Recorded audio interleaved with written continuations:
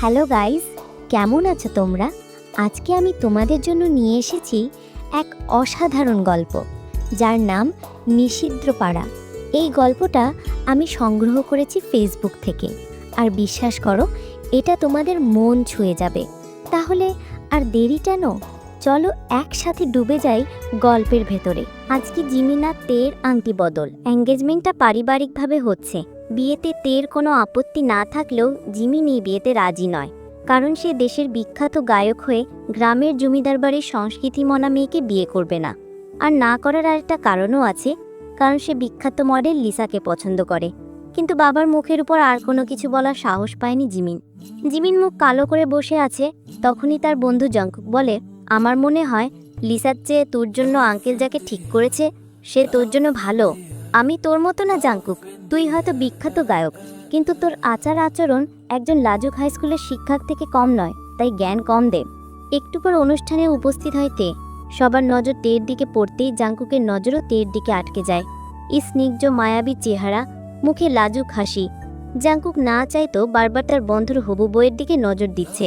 Jungkook কখনো এই লাভ at first সাইডে বিশ্বাস করতো না, কিন্তু আজ তার বেহায়া চোখ যে ভুল জায়গায় আটকালো, যা তার নয়, যেখানে তার কোনো অধিকার থাকবে না, তাকেই মন আটকায় কিভাবে? দেখতে দেখতে অনুষ্ঠান শেষ হয়ে যায়, চলে যায় যে যার গন্তব্যে।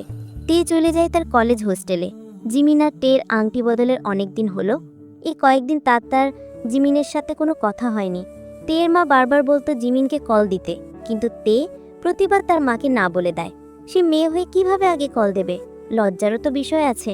যতই হোক, সে মেয়ে। কিন্তু আজকে জিমিনের মা কল করে বলছে তার কাছাকাছি থাকতে, কল দিতে। তাই জিমিনের মায়ের কথা রাখতে জিমিনকে কল করে। হ্যালো, কে বলছেন? আমি তে। চিনতে পেরেছেন? কোন তে? যার সাথে আপনার বিয়ে ঠিক হয়েছে? ও তে, আসলে তে, আমি এখন বিজি আছি, পরে কথা বলি। আপনি ফ্রি হবেন কখন? আজ আর ফ্রি হব না, কালকে ফ্রি থাকবো। তাহলে আমি কালকে আপনার সাথে দেখা করতে আসবো। আচ্ছা। এটা বলে কল কেটে দেয়।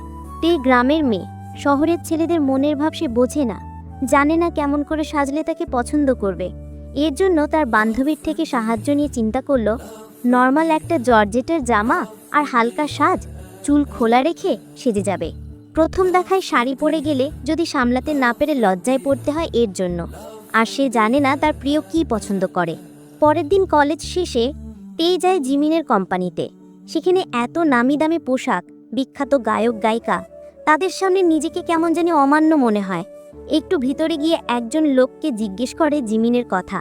তখনই সামনে দিয়ে জাঙ্কুক যাচ্ছিল। স্টাফ জাঙ্কুককে ডেকে বলে, জাঙ্কুক স্যার, এই মেয়েটা জিমিন স্যারের সাথে দেখা করতে এসেছে। আপনি যদি বলতেন, জিমিন স্যার তো একটু আগে আপনার সাথে ছিল। স্টাফের কথায় মেয়েটার দিকে তাকাতেই জাঙ্কুকের বুকের ধুপধুপ শব্দটা আবার বেড়ে যায়। আবার বেইমানি করতে শুরু করে তার বেহায়া মন। আপনি, জিমিন আপনাকে বলেনি ওর তো এখন ইন্টারভিউ আছে, আসার সময় কল দিয়ে আসবেন না? উনি তো বলেছিলেন আজকে উনি ফ্রি থাকবে। আমি কল দিয়েছিলাম, উনি বলেছেন আসতে। ওর আসতে দেরি হবে, হয়তো আসবেও না। আপনি অন্যদিন যোগাযোগ করে আসতে পারেন। ঠিক আছে, অসুবিধে নেই। আচ্ছা, আমি তাহলে আজকে আসি। শুনুন। জি বলুন। একা যেতে পারবেন? এগিয়ে দেব? না, ঠিক আছে, আমি একা যেতে পারবো। তে চলে যেতে আবার এলোমেলো হয়ে যায় জাঙ্কুক। এই যে অন্যায় আবদার, অনুভূতিগুলোও বেমানান। কেন মেয়েটা তার সামনে আসে আর তাকে এলোমেলো করে দেয়? তে মন খারাপ করে চলে যাওয়ার পর জাঙ্কুক জিমিনকে কল করে। তুই জানতি আজ তে তোর সাথে দেখা করতে আসবে, তাই না? হ্যাঁ তো, তুই আজ সারাদিন বিজি থাকার পরেও ওকে এখানে আসতে বললি কেন? আমার ইচ্ছা হয়েছে তাই। তোর ওর জন্য এত দরদ হচ্ছে কেন? কিছু বলার নেই তোকে? তারপর জাঙ্কুক জিমিনের একটা কথাও না শুনে কল কেটে দেয়। কিছুদিন এভাবেই কাটতে থাকে। তেও সেই দিনের পর আর জিমিনের অফিসে আসেনি। জিমিনও ইচ্ছাকৃতভাবে তেকে কল করেনি, করবেই দা কেন? তার তো এই বিয়েতে কোনো ইচ্ছেই নেই। কিন্তু হঠাৎ একদিন কাউকে না জানিয়ে তে জিমিনের সাথে আবার দেখা করতে আসে। জিমিন, জাঙ্কুকার অফিসের অন্য ব্যক্তিরা তাদের সাথে উপস্থিত ছিল। তাদের দেখেই বোঝা যাচ্ছিল তারা কোনো কিছু নিয়ে বেশ মজা করছিল। হঠাৎ করে তের আবার নিজেকে ছোট ফিল হচ্ছে। তার গ্রামের সাধারণ পোশাকের সাথে এই অফিসের কোনো মেয়েরই পোশাকের মিল নেই। তে চুপ করে একটু দূরে দাঁড়িয়ে থেকে জিমিনকে ডাকবে নাকি ভাবছিল, তখনই জাঙ্কুকের চোখ তের উপর পড়ল। আরে তে, তুমি ওখানে ওভাবে দাঁড়িয়ে আছো কেন? এখানে আসো। জাঙ্কুকের আওয়াজ শুনে সবার নজর এবার তের দিকে পড়ল, যে গুটিসুটি হয়ে দাঁড়িয়েছিল। সবাইকে এভাবে নিজের দিকে তাকিয়ে থাকতে দেখে তে নার্ভাস হয়ে জিমিনের দিকে গেল। জিমিন, ওকে তোর পাশে বসা। দেখ না ভাই, আমার এখানে একজন বসে আছে, তে তুমি বরং জাংকুকের পাশে বসো, ঠিক আছে? তে মাথা নেড়ে খানিকটা দূরত্ব রেখে জাংকুকের পাশে বসে পড়ল। এই মেয়েটা কে জাংকুক? জিমিন, উত্তর দে। আরে একজন বললেই তো হলো, তোকে প্রশ্ন করেছে, তুই উত্তর দে। বিয়েটা কি আমি করব নাকি তুই করবি? হোয়াট? মানে এত মেয়ে থাকতে তুমি ওকে বিয়ে করবে জিমিন? মানে একবার ওর স্টাইল আর তোমার স্টাইলটা তো ম্যাচ করে দেখো, কিরকম গেউ গেউ লাগছে। এই কথাটা শুনে তের চোখে পানি টলটল করছিল, আর একটু হলেই পড়ে যাবে। সে ঠোঁট কামড়ে কান্না ধরে আছে। আয়ুর কথা শুনে সবাই জোরে জোরে হাসতে শুরু করলো। জিমিনও ঠোঁট চেপে হাসছে। জাংকুকের আর সহ্য হলো না, সে চিৎকার করে বলল, এনাফ! তোমাদের মতো বেশরম স্টাইলিশ মেয়ের থেকে ওর মতো আত্মসম্মান সম্পন্ন গেউ মেয়ে অনেক ভালো। আর জিমিন, মানবতা কোথায় তোর? আমার জায়গায় তোর দাঁড়িয়ে সবাইকে রাগ দেখানোর কথা। ও আমার না, তোর হবু বউ। এমনিতেই তে সবার মাঝে নিজেকে ছোট করে দেখছিল, তারপর এই অপমান তার আর সহ্য হলো না। সে দৌড়ে বাইরে গিয়ে কাঁদতে লাগলো। মানছি তোর ইচ্ছেই বিয়ে করেছিস না, তাই বলে এমন করাটা ঠিক হয়নি, গিয়ে সরি বল। আমি আগেই বলেছি জাংকুক, আমার ওকে পছন্দ না। ওর সাথে কি হলো না হলো এপানার যায় আসে না। তোর এত খারাপ লাগছে, তুই ওকে আমার হয়ে সরি বলে দে। তারপর জাংকুক জিমিনের দিকে রাগান্বিত চোখে তাকিয়ে বাইরে চলে গেল। এসে দেখলো তে অফিসের পাশে পার্কের বেঞ্চে বসে কান্না করছে আর কিছু বিড়বিড় করছে। সবাই আমাকে এইভাবে অপমান করলো, কিন্তু উনি একবারও ওদেরকে কিছু বললেন না। যেখানে ওনার প্রতিবাদ করার কথা, সেখানে জাংকুক প্রতিবাদ করলো। আচ্ছা, ওনার কি এই বিয়েতে সত্যিই মত ছিল? জাংকুকের এসব কথা শুনে সত্যি খুব খারাপ লাগছে। যদি সে সত্যি কথাটা তেকে বলতে পারত। জাংকুক নীরবতা বজায় রেখেই তের পাশে বসলো। তে কারো উপস্থিতি টের পেয়ে চোখ মুছে ফেলল। মনে মনে তে কথাগুলো বলে তার পাশে ঘুরলো, আর তার মনটা আবার খারাপ হয়ে গেল। জিমিন আসেননি? তে কাঁদবে না, প্লিজ। জিমিনের খারাপ লাগছিল, তাই আমাকে পাঠালো তার হয়ে তোমাকে সরি বলতে। ও সবাইকে তোমার সাথে এমন ব্যবহার করার জন্য কথা শোনাচ্ছে। এমনটা না করে উনি একবার আমার কাছে আসলেই তো হতো। ও, জিমিন একটা বড় জিনিস মিস করলো। কি? দেখো তো, কাঁদতে কাঁদতে চেহারাকে রসগোল্লার মতো লাল করে ফেলেছ। ও এখন এভাবে তোমাকে দেখলে তোমার মুখটা রসগোল্লা ভেবে খেয়ে নিত। এই কথা শুনে তে লজ্জা পেয়ে হাত দিয়ে মুখ ঢেকে জোরে জোরে হেসে ফেলল। আর জাংকুক সম্মোহিত চোখে তের দিকে তাকিয়েছিল। জাংকুক, মন সবসময় কষ্টের রাস্তায় কেন চলে? মন যাকে চাইছে সে যে আমার জন্য নিষিদ্ধ। এ পোড়ান যাকে চাইছে সে যে কখনই আমার হবে না। কিভাবে সামলাবো আমি আমার দুর্বল হৃদয়কে? ওই দিনের ঘটনার পর তে আর জিমিনের সাথে দেখা হয়নি। জিমিন অনেক সময় তার মায়ের জন্য বাধ্য হয়ে তের সাথে একটু কথা বলতো, কিন্তু এটা বেশি সময়ের জন্য না। জাংকুক এখন প্রায় তেকে মিস করে। বারবার মনে হয় যদি একবার দেখা হতো। জাংকুকের শোয়ের জন্য তে কলেজের রাস্তা দিয়ে যাওয়া হয়। শো শেষ করে জাংকুক যখন ওই রাস্তা দিয়ে আসছিল, তখন জাংকুকের বারবার মনে মনে চাওয়া ছিল একবার যদি তের সাথে দেখা হতো। মানুষ বলে না, এক মনে যদি আল্লাহর কাছে কোনো কিছু চাও, চাওয়া যদি পবিত্র হয়, হয়তো আল্লাহ সাহায্য করে। জাংকুকের সাথে এমনই হলো। দেখতে পেল তে যাচ্ছে সামনে দিয়ে। তে, তে! জাংকুকের ডাক শুনে তে পেছন ঘোরে আর মনে মনে একটু অবাকই হয়, কারণ এখানে তেকে ডাকবে। পেছন ঘুরে দেখে জাংকুক, এ কি, আপনি এখানে? এই রাস্তা দিয়ে যাচ্ছিলাম কাজ শেষ করে, তোমাকে দেখলাম, এর জন্য ডাকলাম। ও, ভালো করেছেন। আমি গাড়ির ভিতরে, আর তুমি বাইরে এভাবে দাঁড়িয়ে কি কথা বলবে? তাহলে পাশে একটা পার্ক আছে, যদি তোমার সময় থাকে আমরা ওখানে গিয়ে বসতে পারি। আচ্ছা। তে আচ্ছা বলতে জাংকুক তার পকেট থেকে মাস্ক বের করে পরে নেয় আর ড্রাইভারকে বলে গাড়ি সাইড করে রাখতে। তুমি এখানে কোথায় থাকো? পাশে গার্লস হোস্টেল আছে, ওইখানে থাকি। আমি কখনো ভাবিনি আপনার সাথে এইভাবে পথে দেখা হয়ে যাবে। আর আপনি মাস্ক পরেছেন কেন? কথাগুলো তে আর জাংকুক হাঁটতে হাঁটতে বলে। আমাদের জীবন আর মুক্ত কই, কেউ চিনে ফেললে সমস্যা, এর জন্য মাস্ক পরে আছি। বলো, কিভাবে কাটাতে চাও আমার সাথে সময়টা? ফুচকা খেলে সময় কাটালে মন্দ হয় না। ফুচকা? আমি শুনেছি এ একটা খাবার, এটা কোনো মেয়ে না বলে না। ফুচকা খেলে মন খারাপ হলেও ভালো হয়ে যায়। তারপর জাংকুক তেকে নিয়ে ফুচকাওয়ালার কাছে যায়। তেকে এত মন দিয়ে ফুচকা খেতে দেখে জাংকুক তের প্রতি আগার হারিয়ে যায়। সত্যি, মেয়েটার মধ্যে কিছু আছে। এতটা সাধারণ হয়ে কি অসাধারণ লাগছে। জাংকুকের জিমিনের প্রতি একটু হিংসা হয়। জিমিন না চাইতো তেকে পেয়ে গেল, কিন্তু পেয়ে মর্ম বুঝলো না। আর জাংকুক এতটা চেয়েও না পাওয়াই রয়ে গেল। যদি সে তেকে পেত, তাহলে খুব যত্ন রাখতো এই মায়াবিনীকে। কাউকে বাজে কথা বলতে দিত না, এতটা সাহসী দিত না। পুরো দুনিয়া তের পায়ের কাছে এনে রাখত। তখনই তে জাংকুককে ডাকে, আপনি খাবেন? আমি এগুলো খাই না, আর আমি ডায়েটে আছি। ফুচকাকে না বলতে নেই, নিন, হাঁ করুন। জাংকুক কেন জানি তেকে না বলতে পারল না। তখন তে জাংকুককে ফুচকা খাইয়ে দেয়। জাংকুকের বারবার মনে হচ্ছিল, ইস, এই সময়টাকে যদি আটকে রাখা যেত। ফুচকা খেয়ে জাংকুক আর তে রাস্তা দিয়ে হাঁটছে। জিমিনের সাথে কথা হয়েছে? হয় মাঝে মধ্যে। আপনার কেউ নেই? আপনার কথা হয় না আপনার ভালোবাসার মানুষের সাথে?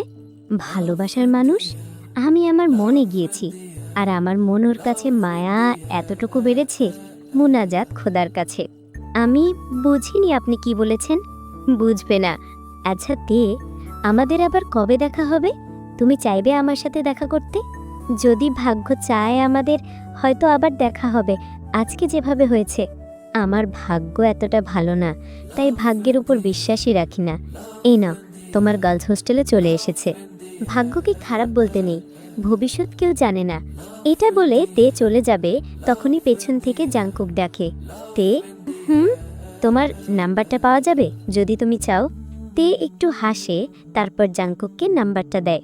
আমাদের পরের বার যখন দেখা হবে তখন আমি আপনার পছন্দের দিনটা কাটাবো, আজকে যেমন আমার পছন্দের সময়টা কেটেছে। এটা বলে তে ভিতরে চলে যায়। তুমি জানো না তে, তুমি পাশে থাকলে আমার সব দিনই পছন্দ, প্রতিটা সময় পছন্দ। জাংকুকের সাথে সময় কাটানোর পর কয়েকদিন তের ভালোই কাটে। সবিন তের খোঁজ নেওয়ার জন্য কল করলে তে সবিনকে বলে যে জিমিন তাকে কিভাবে ইগনোর করে চলে আর তার সাথে কথাও বলে না। সবিন তখন তার বাবাকে এই বিষয় জানায়, কিন্তু তের দাদু এটাতে একেবারে মানা করে দেয়। তার এক কথা, মেয়ে হয়েছে মানিয়ে গুছিয়ে চলবে। মেয়ে মানে মানিয়ে নেওয়া। এখন জিমিনের সাথে বিয়ে ভেঙে দিলে তার সম্মানের কি হবে? জমিদার বাড়ির সংস্কৃতিতে সে দাগ লাগাতে দিবে না। এজন্য সবিনও তার বাবার মুখের উপর আর কিছু বলল না, কারণ এই বাড়িতে কারো সাহস নেই তার উপর কথা বলা। বলে না, মানুষের খারাপ সময় চললে সব দিক থেকে আসে। এর মধ্যে জিমিনের জিসু তাকে কল দেয়। সমস্যা কি তোমার? কেন আন্টি, কি হয়েছে? আমি তোমাকে আমার ছেলের সাথে বিয়ে দিতে চেয়েছি এজন্য যাতে আমার ছেলেকে সংশোধন করো, ওকে তোমার মায়া জালে আটকাও। কিন্তু না, তুমি তো কিছুই করছো না। আমার ছেলে দিন দিন আরও খারাপ হচ্ছে। কিসের মেয়ে মানুষ তুমি? হবু স্বামীকে আঁচলে আটকাতে পারো না? তেকে অনেক কথা শুনিয়ে জিমিনের মা কল কেটে দেয়। তীর অনেক কান্না পাচ্ছে। সবাই সবারটা বুঝে, তেকে বুঝার মতো কেউ নেই। সত্যি কি তীর কিছু করার আছে? সে তো অনেক চেষ্টা করছে, জিমিন তো তাকে পুরোপুরিভাবে ইগনোর করছে, তাহলে তার দোষ কোথায়? তিনি নিজের ছেলের দোষ পর্যন্ত আমার উপর চাপাচ্ছেন, আমাকে সান্ত্বনা না দিয়ে। সত্যি কি তেতে বুঝার মতো কেউ নেই যে তেও বুঝবে, তার খবর নিবে, তাকেও কেয়ার করবে? জিমিনের মায়ের কথা শুনে তে বাধ্য হয় যেতে। পরের দিন জিমিনের জন্য রান্না করে সেখানে গিয়ে তে স্টাফকে আর জিজ্ঞেস করে না। চিন্তা করলো সোজা জাংকুককে জিজ্ঞেস করবে জিমিন কথায়। জাংকুকের কাছে যাবে, তখন শুনতে পায় জাংকুক কার সাথে যেন কথা বলছে। আম্মু, একটু তো বোঝার চেষ্টা করো, নার্স যেভাবে বলছে সেভাবে শোনো। যদি নার্সের কথা শুনতে হয় তাহলে আমি তোমাকে জন্ম দিয়েছি কেন? তোমার সাথে জিমিনেরও বিয়ে ঠিক হয়ে গেছে, কিন্তু তুমি এখনো বিয়ে করতে রাজি হও না কেন? এটা বলে কল কেটে দেয় জিন। জাংকুক পেছন ঘুরে দেখে তে। এ কি, তুমি এখানে? কোনো সমস্যা? আমাকে বলতে পারেন। আমার মা অনেক অসুস্থ, হাসপাতালে ভর্তি। আমার এদিকে কাজের চাপ, নার্সকে কোনো কাজ করতে দিচ্ছে না।